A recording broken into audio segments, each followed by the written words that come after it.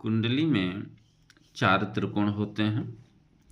उसमें धर्म, अर्थ, काम और मोक्ष।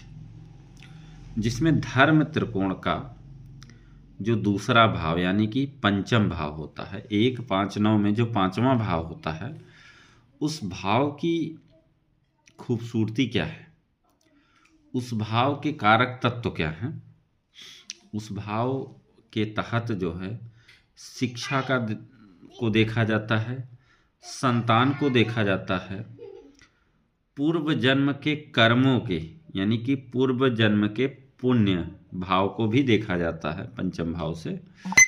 और यही नहीं, 5वां भाव क्रिएशन का भी होता है, 5वां भाव उत्पत्ति का भी होता है।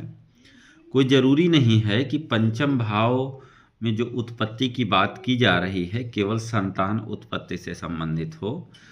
पंचम भाव से चूँकि सूक्ष्म बुद्धि को भी रिप्रेजेंट करता है 5वां भाव, तो व्यक्ति अपनी सूक्ष्म बुद्धि का प्रयोग करके जो है नई नई चीज़ों की उत्पत्ति करता है, नई नई चीज़ों को क्रिएट करता है।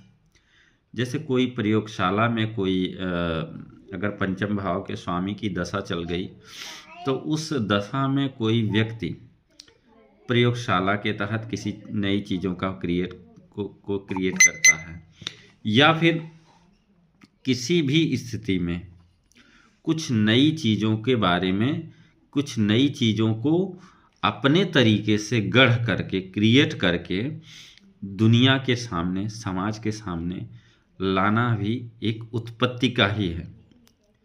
कहते हैं कि फादर ऑफ, जैसे किसी चीज़ की उत्पत्ति कोई कर रहा है या किसी चीज़ को कोई क्रिएट कर रहा है, जैसे father of geography, father of history, या फादर ऑफ पर्टिकुलर कोई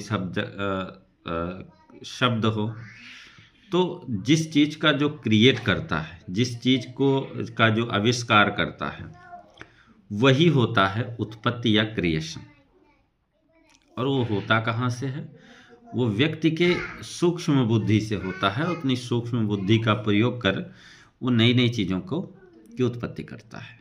तो ये सबसे खूबसूरत है, जो पंचम भाव का जो सबसे खूबसूरत पॉइंट है ये है।